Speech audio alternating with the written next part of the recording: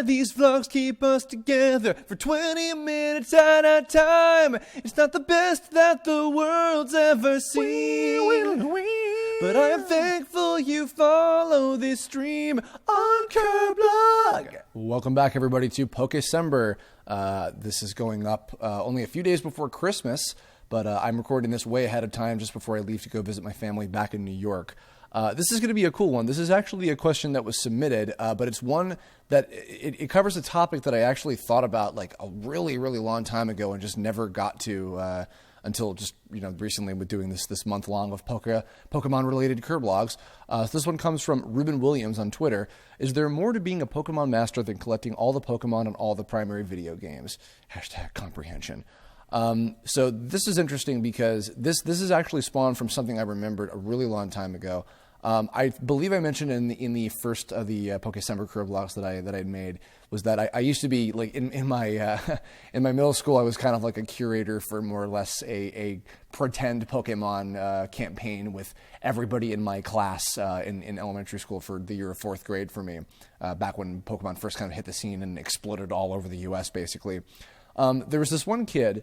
I believe he was the one, because I had mentioned I had given out everybody a different starter, and of course there were 3 who had Bulbasaur, Charmander, and Squirtle, and then everybody else got like Caterpie or Pikachu or Seal or Dratini or Vulpix or something like that, I don't remember, but this kid named Sean, who I believe, if I'm remembering correctly, he was the best Pokemon trainer, or Pokemon player, I should say, it's not like it was real, but of everybody in the school. He was like the best at playing the game, and he was even the best at playing the pretend game even, and I believe he had the Charmander as his starter and had a badass Charizard, quite fittingly.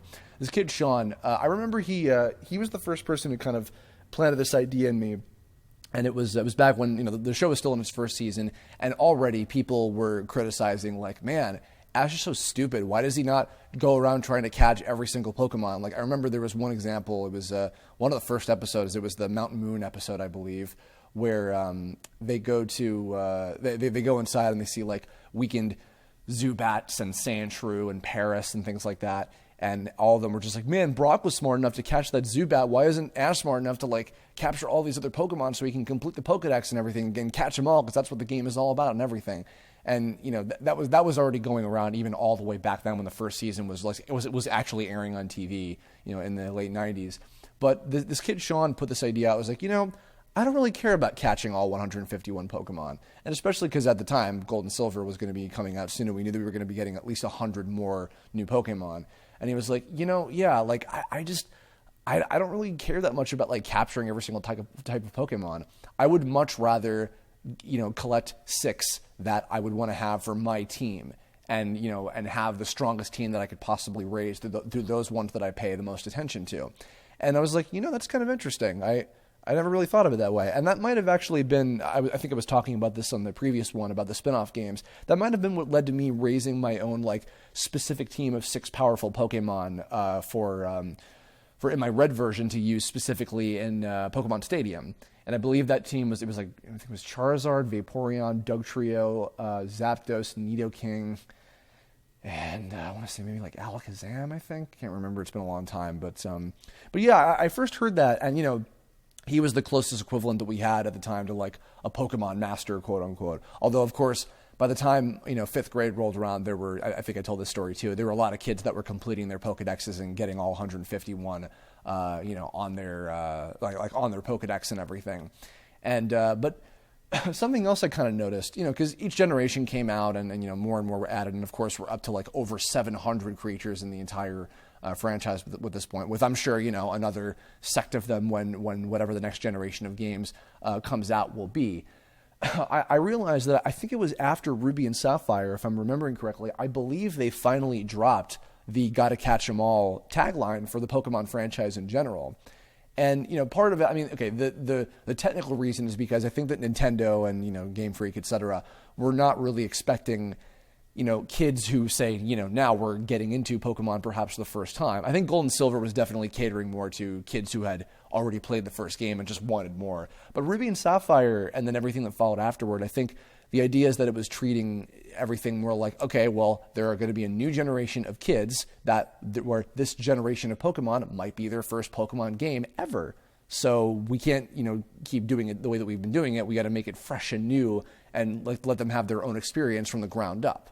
But yeah, when I began to realize that, it was like, okay, I think it's becoming clear to me like what kind of the better values of this whole thing, were. If any of you guys out there listen to the entirety of the Pokemon and Digimon Kirblog that Ben Diskin and I did together, we were talking also about how stuff from the TV show, influenced a lot of the future games and everything. And I think that this bears repeating because it kind of ties in with the point and everything. With the TV show, it was delving a lot more into, the actual bonding between the trainers and their Pokemon. Like even from the very beginning, it was all about, the first episode is Ash and Pikachu coming to a point of understanding and caring about each other. And then by the end of, not by the end of it, but like just throughout the show, Ash is forming these personal relationships with all of his Pokemon. And especially too, I remember like, even going back as far as the first season when people would be, yelling and screaming at Ash for giving up a lot of his Pokemon. I think in the more recent series, there's been a lot less of that because now, and this has just been a different, kind of setup more or less. But in the more recent seasons, Ash will collect a lot of Pokemon and rotate them around throughout the season. He'll keep them back at Professor Oak's laboratory and then bring them back, for when he wants to switch them out for a different type that he might need. And then especially at the end of a particular generation, he'll call back a lot of the ones like Charizard and Snorlax and Muck and all that from the previous seasons and use them for his battles against the other trainers and everything, which is awesome. But it's funny, like everybody was so angry about, oh my God, I can't believe he let Butterfree go, or he just gave up Primeape, or he left Haunter behind and all that stuff. And everybody got so uptight about that. But the thing is, I feel like what the show has always captured is, again, the fact that like Ash had a personal relationship with each of the Pokemon that were on his team. Probably in some ways even more so than a lot of his traveling partners did with some of their Pokemon. Because like, Misty and Psyduck, they had kind of a little, developmental arc with them throughout the show. And Brock, I guess, a little bit with Vulpix, especially in that eventually he gave that Vulpix back to the girl that he got it from. And, so there were cases like that, but especially with Ash, Pikachu and him are always like, they're buddies through and through, and their friendship is pretty much infallible as far as I'm concerned. But, with all the new Pokemon that he captures, like I remember, I didn't get to see a whole lot of this, but in Diamond and Pearl, I know that Bill Rogers, who is the voice of a lot of different Pokemon characters, he still does, the creatures and stuff on the series now. He was really excited about Chimchar because, Chimchar had this whole kind of story where like, he was owned by Paul, who was that really dickish trainer from the Diamond and Pearl season. And then Ash picked him up and, that was how he got the, I think he has Turtwig and Chimchar, and then Piplup was owned by Dawn, if I'm remembering correctly.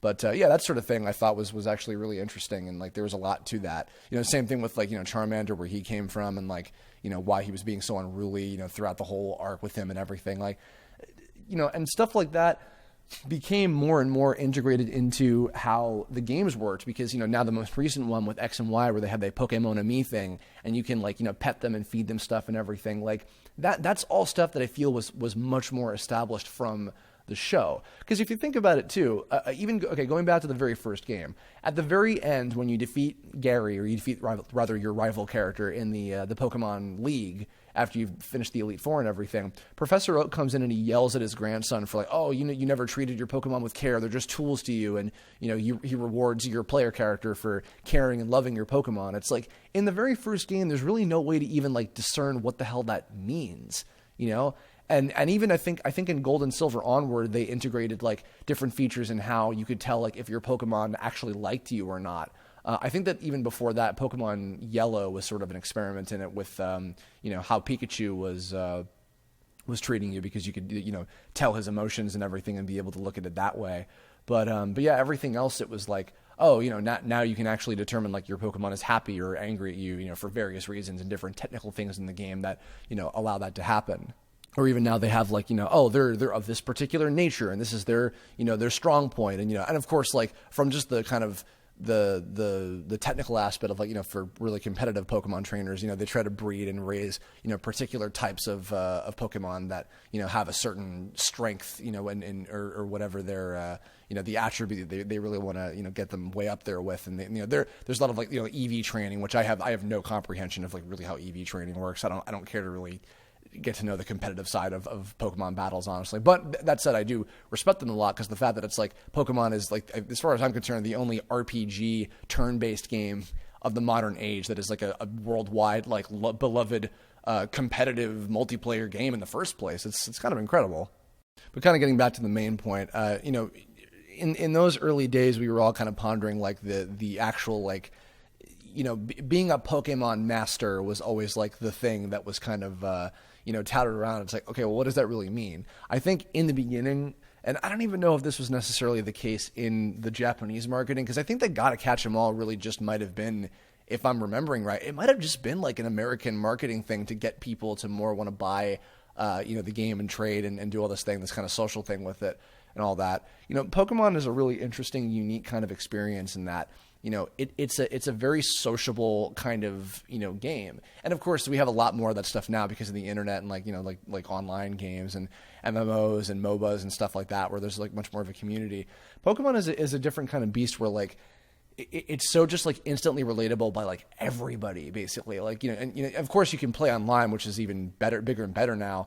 I can't even imagine what that would have been like if I grew up with that back in the day and I was playing with people online all over the world. I felt very fortunate to be able to battle with people over the fucking link cable and everything with the original Red and Blue, and playing on Pokemon Stadium with people and things like that. Like, that was really cool to me to be able to do that stuff. But yeah, I don't know. It's got a really amazing, unique kind of quality to it. But being a Pokemon Master, like in the context of like, what does that mean? I think like there was a lot of like kind of misconstrued information about, it's about collecting all 151 Pokemon or all 700 whatever Pokemon. And I'm sure that there are people who actually do that. And that's, incredibly, that's a feat. That's very admirable. And, I think you typically get the little diploma thing from one of the characters that represents like the Game Freak staff in whatever generation of game that is. And, and that's super impressive. But I don't know, like, once I did that in the first game, it was like, oh, cool, I did it. I got the diploma. But I'm like, I don't really feel like doing that again because that's not why Pokemon is fun. I don't think that that's really ever been the main reason as to why Pokemon is fun for anybody. I'm sure there are probably people who like love the collecting aspect about it the most.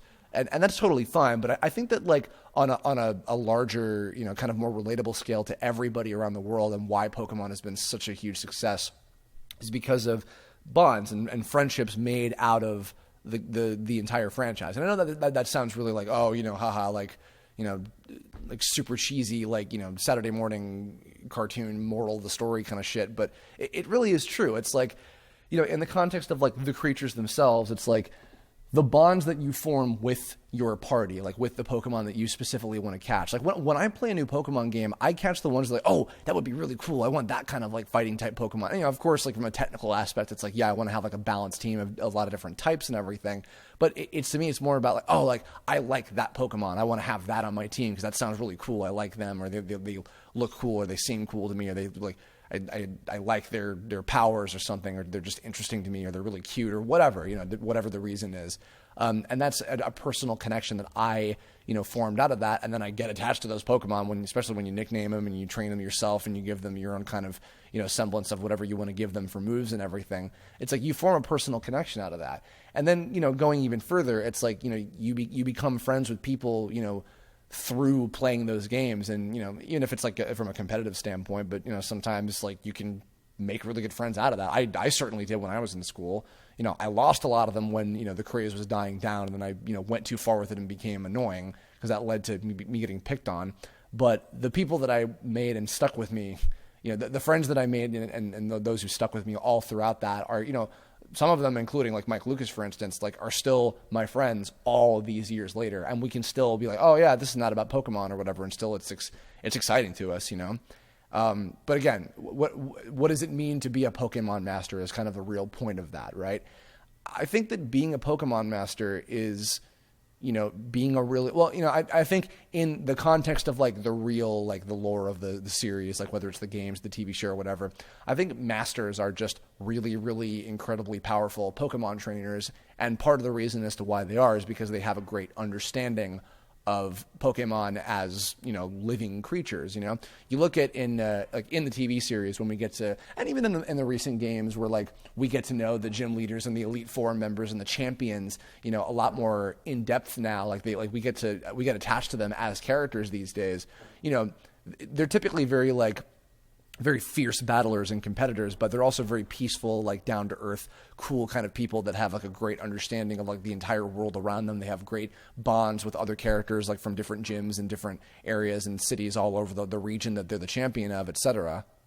I think that kind of like speaks volumes in and of itself too. Like the strongest Pokemon trainers in each of the individual regions tend to be like very well-adjusted individuals who have had a lot of great life experiences. They have like a lot of bonds and friendships with different people like all over the region that they rule over. They have a really powerful set of just a particular set of Pokemon that they, have their own personal bonds with and have a huge amount of trust with. It's funny too because I think something that was pointed out to me in the later season of the show when Ash would come across the champions and the champions would be like main characters. They'd often have like the final evolved form of a particular Pokemon that Ash would also happen to have. Like Cynthia from Diamond and Pearl, I believe, had a Garchomp. And Ash captured a Gibble that eventually turned into, I think it eventually evolved into a Gabite. I can't remember exactly. My Gabite probably evolved, the one that Corey caught when he went back to Johto, but we'll see. Anyway, but yeah, that sort of thing where it's like, that's really cool, like to see that kind of parallel, and it's like it's a height that he wants to climb to because it's always about like for Ash, it's like having those experiences, making those friends with all these different creatures, and especially now where like I feel like he does learn a lot more where like he can have the balance of training all these different ones and really working hard to like work personally with them to like help them get better and etc. Like they're, and I know you could like, it's still easy to make the joke of all the obvious jokes of like, but he doesn't learn as much. And then like, it's still glorified cockfighting and whatever. It's like, I get it. It's like, you can still totally make a lot of those arguments, but I don't know, in terms of like what the real answer to that is I think that is being the closest thing to a Pokemon master in the context of like, both the world of the franchise, again, whatever incarnation it is, whether it's the games, the shows, or the comics, or whatever it is, as well as just playing the games and experiencing the whole franchise in real life. I think that being a Pokemon master is something like that. And, I don't know what the competitive, top Pokemon players in the world are like. I've never met anybody. The only person that I really know who's ever like really deeply into competitive Pokemon on a personal level was Kira Buckland, Rena-chan. There was a time where she was like super, super big into playing Pokemon competitively. I think when Heart Gold and Soul Silver came out, that was the first one that she played, and she was just like absolutely fixated on it. And now she's gotten to be really attached to Gyarados as her favorite Pokemon. Chicks dig Gyarados. I've noticed this. It's an interesting kind of pattern where like Gyarados has a lot of female fans. It's kind of funny to me, especially considering Misty was always like so adamant about like, ugh, Gyarados, god damn it, and then she ended up getting one, kind of funnily enough. But yeah, I think that's kind of the end of that. I've been thank you, by the way, for submitting this question. I've been wanting to do a subject like this for a really long time, and just like I've been sitting on it for maybe like 2 whole years by this point. I can't remember when I first came up with it, but yeah, thank you, Reuben, for submitting this and giving me an excuse to finally talk about it. And in addition to the fact that Pokemon Month was going to be a thing anyway, but either way, that's going to do it. So I guess in the comments below, tell me what is your personification or your definition of what a Pokemon Master is? What does that literally mean to you in any kind of, does it mean different things depending on what aspect of the franchise it is? Whether, in the games, the show, or the movie, and the bump and the log in the middle of the seat, and the tree, the green grass grows all around, the green grass grows all around. Good. Tell me below your thoughts. I'm curious. Leave a comment. And if you have suggestions for future Kirblog topics, Pokemon or otherwise, leave a comment about that too. Feel free to hit me up on Twitter, Tumblr, Facebook, anything you like to submit your question. And that'll do it. So only got a couple left. The next one is going to be the full story of how I worked on Pokemon as a voice actor, playing the character of Corey. So look forward to that. And then a very special surprise one that will be coming after that, after Christmas is over. So I think actually Christmas it'll be after Christmas in the next couple ones. So any of you out there who celebrate Christmas, merry it. I celebrate that, so I'll be doing that in a few days.